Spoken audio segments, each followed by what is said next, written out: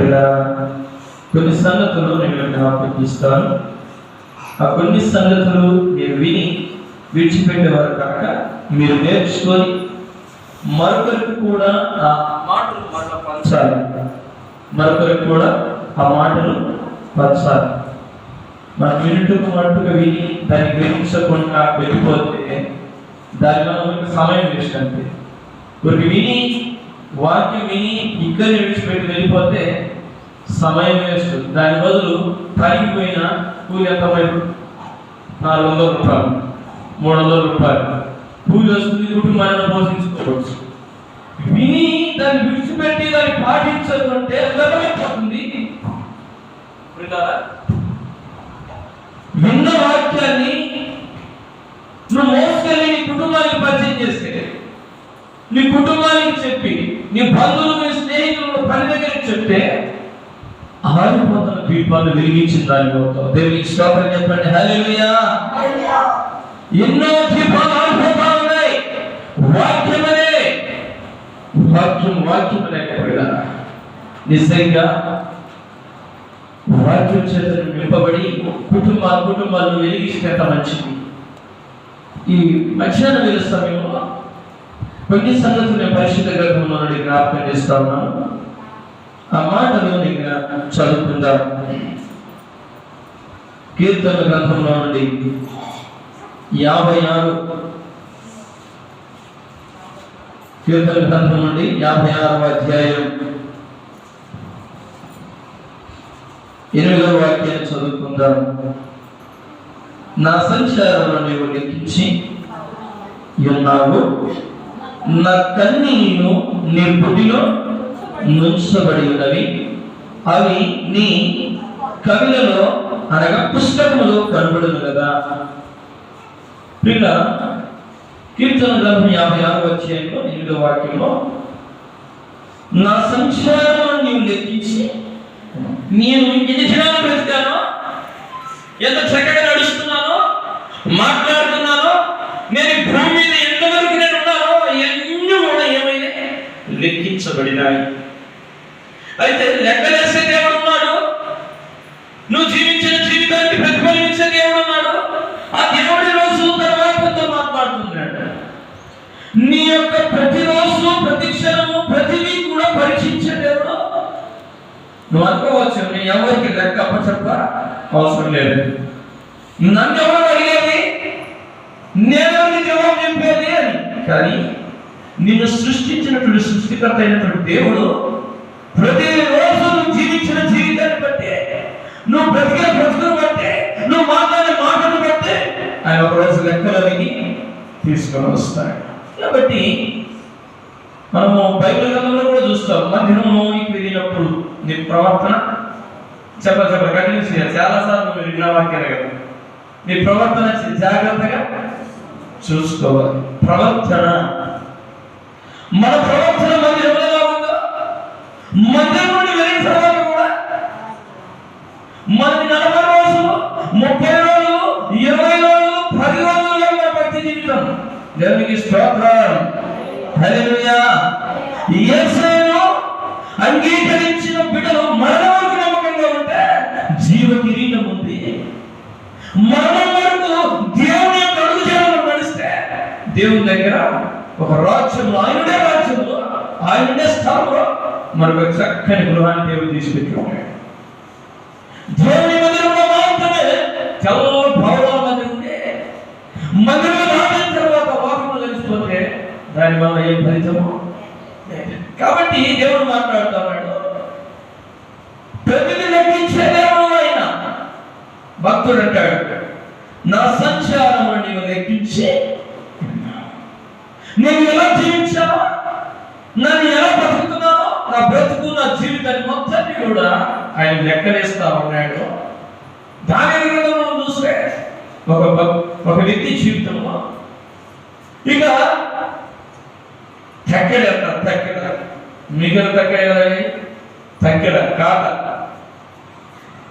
ఇలా కాట వేసి చూస్తే తనలో ఏ మంచి అనేది తక్కువ కనపడింది. చూడండి, చెడు గుణాలు అనేది ఎక్కువ కనపడినాయి. మంచి అనేది తక్కువ ఉంది, చెడు అనేది ఎక్కువగా ఉంది. చూస్తే తన బ్రతుకులో దేవుడు చెప్పేశాడు, నీ జీవితంలో ఒక లెక్క చూసేసాను, ఇక నీ యొక్క ముగిచ్చేసాను నీ పని ఇక అని చెప్పేసి మేనేమే పాసి. ఈరోజు దేవుడు నీ విషయంలో లెక్క చూశాడు. దేవుడు ప్రతిఫలమిస్తానన్నాడు. పిల్లలు చూడండి, దేవుడు ప్రతి ఒక్క రాజుకే అటువంటి తీర్పు వచ్చి ఒక చేతి అష్టం వచ్చి అలా అక్షరం రాస్తా పోతా ఉంది. అప్పుడు దాకా ఎవరికి భయపడలేదు. అందరి కూడా నేను రాసును, ఇక నేను చెప్పింది వేదము, నేను చెప్పింది మీరు వినాలి అని జీవించిన వ్యక్తి ఇక దేవుడి దగ్గర నుండి వచ్చిన తర్వాత ఇక భయపడిపోతాడు. దేవుడి దగ్గర నుండి వచ్చేసింది ఆజ్ఞ జారీ చేయబడింది. ఇక నీ జీవితాన్ని దేవుడు లెక్క చూసేసాడు. కాబట్టి తల్లి చెల్లినాక మీరు కొన్ని సంగతులు మీ మనసులోకి తీసుకుని వస్తాడు. ఈ కొన్ని సంగతులు జాగ్రత్తగా గుర్తుపెట్టుకోవాలి. మన దినములను ఆయన లెక్కించేవాడు. ఒకటి దేవునికి స్తోత్రం. భక్తుడు అంటాడు, నా కన్నీళ్లు నీ బుద్ధిలో నుంచబడి ఉన్నవి. కన్నీళ్ళు ఎప్పుడు వస్తాయి?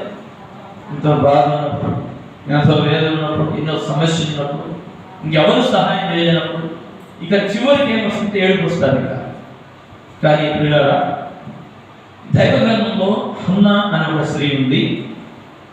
ఆ స్త్రీ గొడ్రాలు పిలువబడుతుంది. తన తోబుట్టువులు కానీ, అనగా తన రక్త సంబంధికులు కానీ, తన అత్తటి వారు కానీ, తను ఎక్కడికి వెళ్ళినా కూడా, ఏ పక్షానికి వెళ్ళినా కూడా, ఎక్కడికి వెళ్ళినా గొడ్రాలు, పిల్లలు లేరు. ఈ మాటలు తన చెవులు పడతా ఉన్న కొలది తన మనసు దినదినము కూడా నొప్పించబడుతూ ఉంది. పిల్లలు చూడండి, యెహోవా ఇచ్చేది బహుమానం గర్భఫలం దేవుడిచ్చే బహుమానం. అయితే దేవుడిచ్చే బహుమానము ఆయన ఇంకా ఆలస్యం చేస్తున్నాడు. ఆలస్యం చేసినప్పుడు మనుషులందరూ ఏమంటున్నారు? గొడ్రాలని పిలుస్తా ఉన్నారు. ఏమో ఒకటే ఆలోచన చేసింది, నాకు బహుమానం ఇచ్చేది నా దేవుడు. ఇక నా దేవుని సన్నిధిలోకి వెళ్ళి నేను ప్రార్థన చేసి నా దేవునికి నా విన్నపాలని తెలియజేసి వస్తానని ఒక నిర్ణయం తీసుకుంది. ఎన్నో రోజులు దుఃఖంలో ఉంది, ఎన్నో రోజులు వేదంలో ఉంది, ఎన్నో రోజులు సమస్యలలో ఉంది. కానీ ఒక రోజు నిర్ణయం తీసుకుంది, ఇక నేను నా దేవుని మందిరంలోకి వెళ్ళి నా దేవుని మందిరంలో ప్రార్థన చేసుకొని వస్తాను. ఎంత గొప్ప పట్టుదల! దేవుని మందిరంలో దేవుడు ప్రార్థన వింటాడు, నా ప్రార్థనకు ఖచ్చితంగా జవాబు వస్తుంది అని ఒక నమ్మకంతో వచ్చి కూర్చుంది. ఎక్కడండి? దేవుని మందిరంలో వచ్చి కూర్చొని ఇక కన్నీళ్లు గారుస్తూ ఎంతో రోధిస్తూ ప్రభువును వేడుకుంటా. దేవునికి స్తోత్రం చెప్పండి. అక్కడ ఉన్నటువంటి సేవకుడు చూసి, అమ్మా వచ్చి పొద్దున తాగి వచ్చినట్టున్నావే బాగా అంటే, అయ్యా నిదాసురా, నేను తాగి రాలేదయ్యా, నా బాధను దేవుని మీద వెళ్ళబోసుకుంటున్నాను, నా దేవునితో నేను చెప్పుకుంటున్నానని దేవుని ఎదుట, దేవుని మందిరంలో సేవకు ఎదుట కన్నీళ్లు గార్చి దేవునికి ఒక ఒప్పందం చేసుకుని పోతాను. ఏంటయ్యా ఒప్పందం అంటే, అయ్యా నేను గొడ్రాలు పిలువబడతాను, నాకు ఒక్క మగపిల్లవాడిని ఇస్తే వాడిని నీ మందిరంలో విడిచిపెడతానయ్యా. దేవునికి స్తోత్రం. హల్లెలూయా. చెప్పండి, దేవుని నామమున మహిమ. హల్లెలూయా. ఇటువంటి నిర్ణయం నీవు తీసుకుంటే ఎంత మంచిది. నా సమస్య తీర్చు ప్రభువా, నీ మందిరంలో పని చేస్తా, నా పరిస్థితుల్లో నుండి బయటకే ప్రభువా, నీకు నమ్మకంగా నేను బ్రతుకుతాను. ఇటువంటి నిర్ణయం నువ్వు తీసుకుంటే ఎంత మంచిది. అన్నాడు ఒక స్త్రీ దేవుని మందిరంలో వచ్చి కన్నీళ్లు కాల్స్తూ దేవుని దగ్గర ఒక మనవి చేసుకుంది, అయ్యా నా ఒక్క మగపిల్లవాడిని దయచేయి, మరి నీ కోసమే నీ మందిరంలోనే విడిచిపెడతాను. ఇక నాకు ఆ నింద ఒక్కటి తొలగించు, ఈ గొడ్రాలు ఆ నిందను తొలగిపోతే చాలు ఇక అని దేవుని మందిరంలో ఒక ఒప్పందం చేసుకుంది. సంవత్సరానికల్లా తన కౌగిట్లో చక్కని కుమారుని దేవుడు ఇచ్చింది. దేవునికి స్తోత్రం చెప్పండి. దేవునికి స్తోత్రం చెప్పండి. హల్లెలూయా, హల్లెలూయా. సమీరు అనే పేరు. ఈ సమీరు తల్లితో పాటు మందిరానికి వచ్చి తల్లి మోకరించి ప్రార్థన చేస్తా ఉంటే ఆ బాలుడైన సమీరు కూడా తల్లి పక్కని మోకరించి ప్రార్థన చేయడం ప్రారంభించాడు. దేవునికి స్తోత్రం చెప్పండి. ఈ రోజుల్లో తల్లిదండ్రుల మందిరానికి వస్తే పిల్లల మందిరంలో కనబడుతున్నారు, పిల్లల మందిరానికి వస్తే తల్లిదండ్రులు.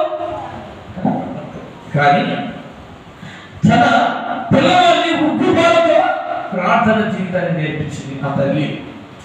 దేవుని మందిరంలోనికి తన అడుగు పెడుతూ తన కుమారుని తీసుకొని వచ్చింది. తను ప్రార్థన చేస్తుంటే కుమారుడు కూడా మోకరించి ప్రార్థన చేయగలిగినాడు. ఇటువంటి కుటుంబాల దేవుడు నీ కుటుంబం ఉండాలని మరొకసారి నీతో జ్ఞాపకం చేస్తా ఉన్నాడు. దేవుని మందిరంలో యెహోషువ వలె నేను నా ఇంటి వారు యెహోవాను సేవించడము. మీరు ఎవరిని సేవిస్తారు నాకు తెలియదు, కానీ నేను మాత్రం ప్రార్థన పెడితే, మా దైవజనుడు ప్రార్థన పెడితే నేను నా కుటుంబం దేవుని మంత్రంలో మొట్టమొదటి వెళ్తాను. దేవునికి స్తోత్రం. హల్లెలూయా. ఈ నిర్ణయం తీసుకుంటే అంత మంచిది. మొదటి పాట పాడగానే అలాగే మొదటి ప్రార్థన చేయగానే చాలా మంది విఐపీలు, చాలా మంది కలెక్టర్లు, చాలా మంది ఇవి ఉంటారు మందిరాలు. చాలా మంది విఐపీలు అంటే ఎవరు వస్తారు? అన్నీ రెడీ చేసినాక, అన్నీ ఏర్పాటు చేసినాక తర్వాత వచ్చి కూర్చుంటారు. వాస్తవానికి సేవకుడు వచ్చేసరికి మనం ఏం చేసి పెట్టాలి? మందిరాన్ని శుభ్రపరిచి, మందిరాన్ని అనౌన్స్మెంట్ చేసి, మందిరంలో ప్రార్థన చేస్తూ ఉండాలి. ఇది దేవుని లక్ష్యం. ప్రభువా, ఈరోజు దైవజనులు వస్తూ ఉన్నారు, ప్రయాణంలో ఎటువంటి ఆటంకం లేకుండా నడిపించయ్యా. మీ సేవకుడి ద్వారా మాతో మాట్లాడయ్యా, మేము సరి చేసుకుంటాము అయ్యా. ఇంకా చాలా మంది రాలేకపోయినారయ్యా, వారిని కూడా నడిపించయ్యా. మా కుటుంబ సభ్యులను కూడా నడిపించయ్యా. మేము చెప్తూ వినట్లేదయ్యా. కన్నీరు దాచేవాళ్ళు కావాలండి దేవుని మందిరంలో. దేవునికి స్తోత్రం చెప్పండి. అందుకే యెషయా కీర్తన గ్రంథంలో మనం చూసాము. కీర్తనలు 56:8 నా కన్నీళ్ళు నీ బుద్ధిలో ఉంచబడి ఉన్నవి. నువ్వు కన్నీరు వేస్తే ఆ కన్నీరు వ్యర్థమైపోయేది కాదు. దేవుని మందిరంలో కన్నీరు గడిచండి. దేవుని మందిరంలోకి వచ్చి దేవుని మీద నమ్మకంతో, విశ్వాసంతో ఆయన చేస్తామని ఒక నమ్మకం కలిగి వస్తే, నమ్ముటి నీ వలనైతే నమ్మువానికి సమస్తము సాధ్యమైన దేవుని వాక్యం శ్రమిస్తాను. నమ్మకం ఏముందంటే నమ్ము ప్రతి ఒక్కరు కూడా పొందుకుంటారు. మనుషులకు అసాధ్యమే కానీ దేవునికి సమస్తము సాధ్యం. నేను ప్రకటించే యేసయ్య ఎవరు అంటే మత్తయి 28:18 ఉంటుంది. ఆయన పరలోకమందును భూమి మీదను సర్వాధికారం కలిగిన దేవుడు. దేవునికి స్తోత్రం. అన్నిటిపై అధికారం కలిగిన దేవుడు నిన్ను నీ జీవితంలో ఆశీర్వాదించకపోతాడా? నీ కొదవలు తీర్చకపోతాడా? నీ అవసరం తీర్చకపోతాడా? నువ్వు అడగక ముందే నీ అక్కర్లు ఎరిగిన దేవుడు. అయితే దేవుని మందిరంలో మనం ఎలా ఉండాలి?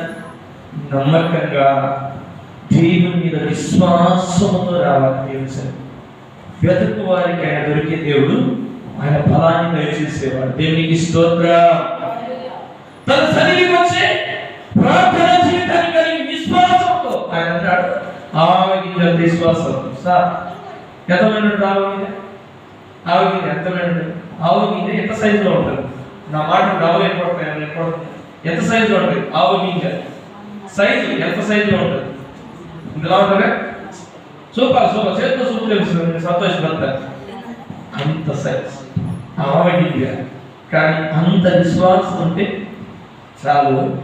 ఈ కొండ నిండి ఆ సముద్రంలో పడుతున్నట్టే పడిపోతున్న దేవుని వాక్యం తెలుస్తుంది.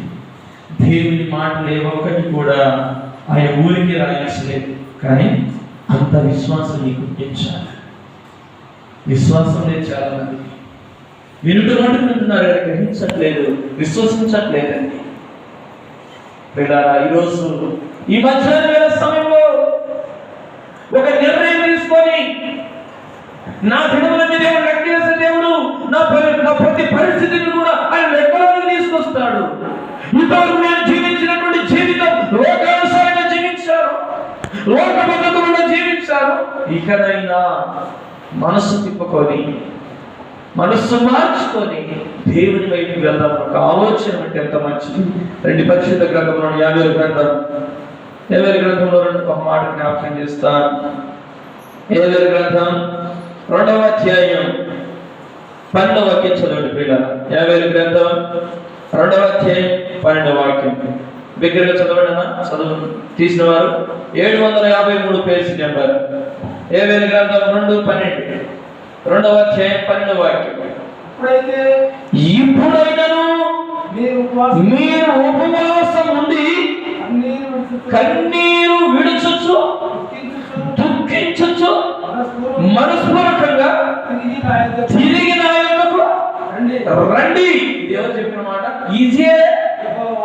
యెహోవా దేవుని వాక్కు, దేవుని మాట ఇప్పుడైనను అన్నాడు. ఇప్పుడైనా ఇంతవరకు గతించింది, విడిచిపెట్టు. ఇక నుండైనా ఉపవాసం ఉండి ఎలా అంట కన్నీరు విడుచుచు, మరొక మాట అక్కడే రాయబడి దుఃఖించుచు, ఇంకొక మాట రాయబడి మనస్పూర్వకంగా. Body present, mind absent. అంటే ఏంటంటే మనసులు ఇక్కడ ఉంటారు కానీ మనసు ఇంటి వాకి వేసి వచ్చినానా లేదా, ఈరోజు పిల్లలు ఇంటికాడ ఉన్నారు, బయటకు వెళ్ళకుండా వాళ్ళు ఎట్లా వెళ్తున్నారు అంటే ఆలోచనలు ఎక్కడ ఉన్నాయి, ఇంటి మీద. అలా ఉండకూడదు. మన మనసు దేవుని మీద కేంద్రీకరించాలి. లూదియా అనే దైవభక్తి కలిగిన స్త్రీ, పౌలు వాక్యం చెప్తా అంటే ఆమె ఒక పొడి అమ్ముకునే స్త్రీ. వాక్యం వింటా వింటా వింటా వింటా ఉంది. ఆమె హృదయము తెరవబడింది. దేవునికి స్తోత్రాలు. చప్పట్లు కూడా దేవునామని భయపరచండి. హల్లెలూయా. హృదయము తెరవబడింది. దేవుని మాట వింటుండగానే తమ హృదయము తెరవబడింది. ఆమె రక్షణలోకి వచ్చింది, ఇంటికి వెళ్ళింది, సువార్త ప్రకటించింది. ఇలా ఎన్ని రోజులు వ్యాపారానికి వచ్చిందో ఆ ప్రాంతానికి తెలియదు కానీ విన్న ప్రతి వాక్యాన్ని ఇంటికి వెళ్ళి మోసుకొని వెళ్ళి చెప్పింది. తను తన కుటుంబం మొత్తం నమ్మి బాప్తిసం పొంది రక్షించబడిన దేవునికి స్తోత్రం. హల్లెలూయా. ఆమె వ్యాపారం చేసే స్త్రీయే కానీ ఉదాహరణకు పొడి అమ్ముకునే స్త్రీ అపొస్తలుల కార్యములు చూస్తా. పొడి అమ్ముకునే స్త్రీయే కానీ తన కుటుంబాన్ని దేవుళ్ళో కట్టుకున్న స్త్రీ. లోకంలో మూటలు వేసుకొని వచ్చి ఆ గాజులు వేసుకొని వచ్చి ఓడలు తిరిగి తిరిగి అమ్ముతా ఉంటారు. కానీ అంతకన్నా తక్కువగానే పొడి నమ్ముకునే స్త్రీ చూడండి. ఇప్పుడు ఉదాహరణలో రంగు పొడి నమ్ముకునే స్త్రీ ఆమె దేవుని మాటలు లక్ష్యం ఉంచింది. ఎప్పుడో వ్యాపారానికి వచ్చే ఆమె దేవుని మాటలు విని పట్టుకొని తన కుటుంబాన్ని కట్టుకుందంటే రోజు దేవుని మాటలు వింటూ దేవుని మందిరంలో గడుపుతూ దేవుని మాటలకు లక్ష్యించక నీ హృదయాన్ని కట్టుకోకపోతున్నవి. తలిచింది అక్క తన కుటుంబం రక్షణలోనికి వచ్చేసింది. దేవునికి స్తోత్రం, దేవునికి స్తోత్రం. హల్లెలూయా. ప్రియరా, ఈ మధ్యాహ్న వేళ సమయంలో నువ్వు శ్రద్ధగా దేవుని మాట విని దేవుని వాక్యానుసారంగా నీ హృదయము, నీ కుటుంబం, నీ జీవితం కట్టుకుంటే ఎంతో మంచిది. దేవుని వాక్యానుసరిస్తున్నట్టు మనస్పూర్వకంగా తిరిగి ఆయన దగ్గర రమ్మని దేవుడు పిలుస్తున్నాడు. మనస్ఫూర్తిగా ఇప్పుడైనా తిరిగి రండి. ఇక చాలు లోకంలో తిరిగింది, ఇక చాలు లోక పద్ధతులు, ఇక చాలు లోకంలో జీవించిన జీవితముగా ఆ చెడు వ్యసనాలకు మగ్గిపోయింది. ఇక చాలుగా ఆ త్యాగులకు, ఆ వ్యభిచారానికి, ఆ మోసానికి, ఆ దొంగతనానికి, అబద్ధాలు ఇక చాలు. పురుషుగా పెట్టేసి ఇక ఆ జీవితం విడిచిపెట్టేసి ఇకనైనా నమ్మకంగా తిరిగి మనస్పూర్వకంగా దేవుని యొద్దకు ఉపవాసం ఉండి రండి, కన్నీరు విడుచుతో దుఃఖించుతో ప్రభు సన్నిధిలో రండిని దేవుడు పిలుస్తా ఉన్నాడు. ఎందుకంటే ఆయన ఎటువంటి గొప్ప దేవుడు. అక్కడ 13వ వాక్యంలో రాశారు, చదవండి. ఆయన ఎంత గొప్పవాడు, ఎందుకు తిరిగి రమ్మంటున్నాడు 13వ వాక్యంలో రాశాడు. 50 గ్రంథం 2వ అధ్యాయం 13వ వాక్యంలో మీ దేవుడైన యెహోవా కరుణ వాత్సల్యము గలవాడును. దేవుడు ఎవరండి? కరుణ కలిగిన దేవుడు, వాత్సల్యతకు చూపించేవాడు. దేవునికి స్తోత్రం. హల్లెలూయా.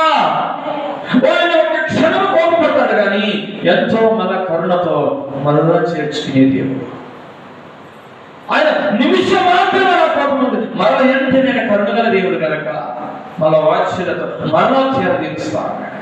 అంతేగాని ఆయన కోపగించుకుంటే, ఆయన వ్యతిరేకమైన పనులు చేస్తా ఉంటే, ఆయన వద్దు అనుకుంటే, మనం పంట పొలం వేస్తాం, మిరప కానీ పత్తి కానీ ఏదన్నా, మనకు ఆ చెట్టు నచ్చలేదు, చూడండి ఆ చెట్టు నచ్చలేదు, సరిగా పండలేదు, దాన్ని మనం ఏం చేస్తాం?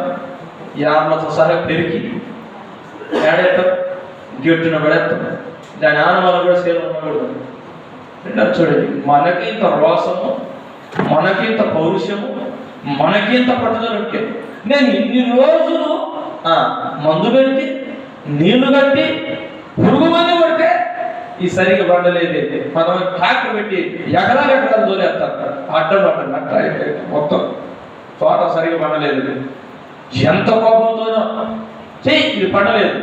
చూడండి పిల్లారా, మనిషికి ఇంత రోషం ఉండి, ఇంత పౌరుషం ఉండి, వేసిన పంట సరిగా రాకపోతే అంత ఉంటే, నేను ఇంతవరకు కాల్చిన దేవుడు ఇంకా నువ్వు దేవునికి వ్యతిరేకంగా తిరుగుతా ఉంటే, ఆయన నిన్ను ఇంకా పెరిగి పక్కన పడేలేదంటే ఆయన ఎంత కరుణ కలిగిన దేవుడు అర్థం చేసుకోవాలా. ఆయన ఎంత కృప కలిగిన దేవుడు నువ్వు అర్థం చేసుకుంటే ఎంత మంచిది. అందుకే దేవుని వాక్యం సూచిస్తుంది, ఎన్నిసార్లు గద్దించినను లోబడిన వారికి తిరుగు లేకుండా హఠాత్తుగా నాశనం అవ్వను. ఒకటే మాట, ఎన్నిసార్లు గద్దించిన లోబడిన వారికి తిరుగు లేకుండా ఏమొస్తుంది? హఠాత్తుగా నాశనం వస్తుంది. చూడండి పిల్లలారా, అటువంటి నాశనం రాకుండా ఎన్నో కరోనా లాంటివి ఎన్నో వచ్చినను, ఎన్నో ఆపదలు వచ్చినను, ఎన్నో శ్రమలు వచ్చినను, ఎన్నో ఇబ్బందులు జరిగిన అన్నిటి నుండి తప్పించుకుంటూ ఈ రోజు నేను ఈ శబ్ద యుద్ధం ద్వారా వింటున్నాను అంటే ఇది దేవుని కృపని ఆరోగ్యకరంగా వింటున్నాను. దేవునికి స్తోత్రం చెప్పండి. ఎందుకంటే ఇలా కరుణ వాత్సల్యత కలిగిన దేవుడు కనుకనే నన్ను ఇంకా బ్రతికించాను. ఇక నేను మనసు మార్చుకొని దేవుని సన్నిధికి వచ్చి ఆయన సన్నిధిలో కూర్చొని, దేవా తెలియక చేశారు నన్ను క్షమించాయంటే, ఆయన ఎంత ఘోర పాపినైనా క్షమించగలిగిన మంచి దేవుడు నేను ప్రకటించేసయ్యా. చెప్పరు దేవుని నామమున హల్లెలూయా. ఈయన మంచి దేవుడు, ఈయన ఇంకా ఎంత గొప్ప దేవుడు. అక్కడ 13వ వాక్యంలో రాయబడింది, కరుణావాత్సల్యము గల వాడును. చదవండి సార్.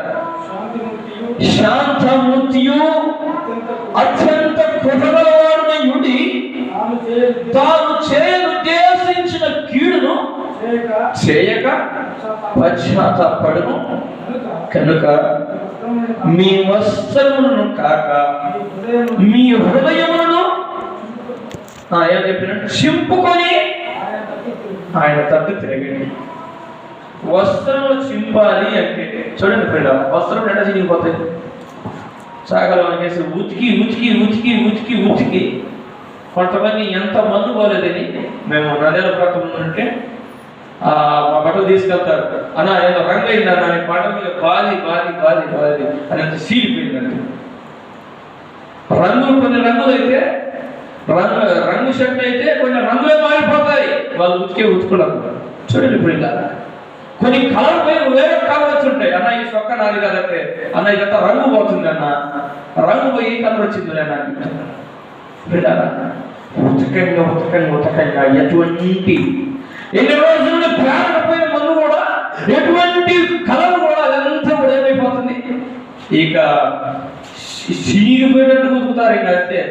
తెల్లని వస్త్రాలు అనుకో, ప్రార్థనకు వెళ్ళేయగలను, మన తెల్లగా ఉండాలని నేర్చుకోవాలని ఏమాత్రం మన ఒక్కరో ఉన్నా కూడా అది నలుగురుగా మత్సరంగా కనపడుతుందని వాళ్ళు ఉతికి శుభ్రంగా ఇస్త్రీ చేసిస్తారు. అవి చిరిగిపోతాయి, ఒక్కొక్కసారి ఎక్కువ ఉతుకులు బట్టి ఇక చిరిగిపోతాయి. అంతే దేవుడు వాక్యం సెలవిస్తా ఉంది. ఏం చెప్పుకోవాలంట? మీ వస్త్రములను కాక మీ హృదయములను చింపుకొని ఆయన తట్టు తిరగాల. ఇప్పుడు నేను వేసుకున్న షర్టు తెల్లగా కనపడాలని వేసుకున్నా. దేవుడు కోరుకునేది పై వస్త్రము కాదు, హృదయంలో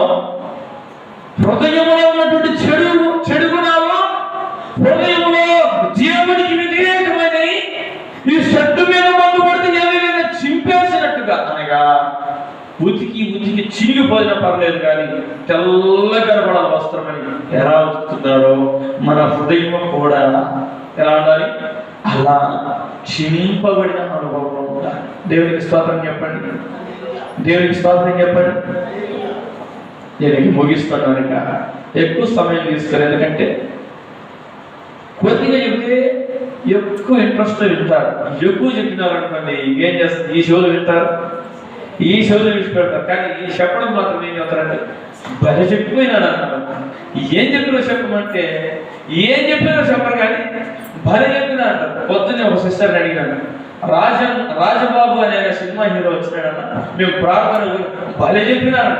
సరే అమ్మా భలే చెప్పినాను, ఏం వాక్యం చెప్పినట్టు 50 సంవత్సరం అయింది పోయి మర్చిపోయినాను. భలే చెప్పినారని చెప్పినారు, కానీ కుటుంబం గురించి భలే ఏ మాట చెప్పినారో, బైబిల్ నుండి ఏ వాక్యం చెప్పినారో ఒక్క మాట పట్టుకొని వచ్చి ఎంత బాగుండేది. షాపులు పెట్టకపోయి ఆటోలకు పాడేయాలన్నా సమయం వేస్తూ చూడండి. విన్న వాక్యాన్ని హృదయంలో అది ఉండాలి, అది ఫలించాలి. ఆ వాక్యానుసారం కట్టుకోవాలి. ఇతరమైన వాక్యం లేకుంటే, ఇతరం లేదనుకోండి మనకు వస్తాయా? ఇతరమే లేకుండా చెట్టు ఫలం వస్తాయా? అసలు ఇతరమే లేదు అక్కడ. ఇలా చూడండి, వాక్యమే ఇతరమైన వాక్యం సెలవిస్తాం. దేవుని స్తోత్రం చెప్పండి. ఈ వాక్యము నీ హృదయంలో ఉండాలి, నిలిచి ఉండాలి. నిలిచి ఉంటే నువ్వు ఎలా బ్రతకాలో నీకు అర్థమవుతుంది. ఈ వాక్యము నీ హృదయంలో ఉంటే నువ్వు ఎలా జీవించాలో లోకంలో నీకు అర్థమవుతుంది. వాక్యం అర్థమైనట్టు దీన్ని సరిచేసేది పిల్లరా వాక్యమైన దేవుడు నీతో మాట్లాడతాను.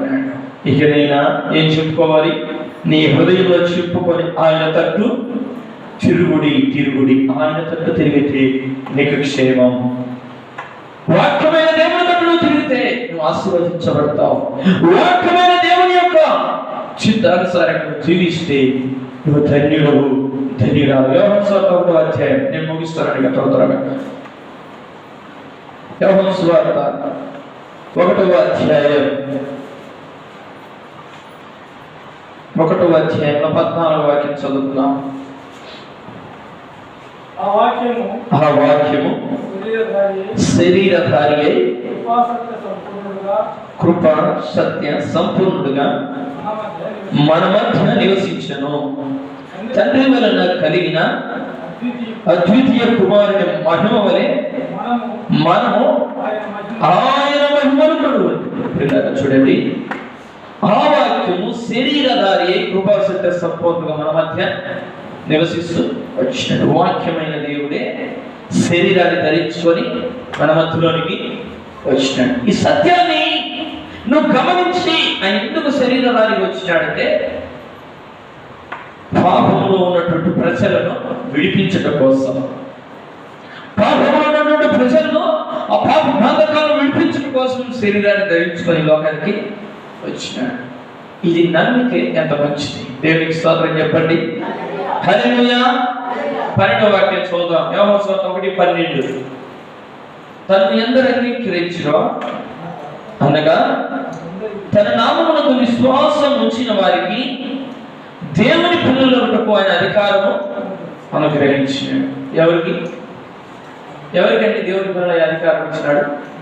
మా నిద్ర ముందు నేను పేర్లు పెట్టి చెప్తాను, నాకు పేర్లు కూడా తెలుస్తాయి. దేవునికి స్తోత్రం చెప్పండి. హల్లెలూయా.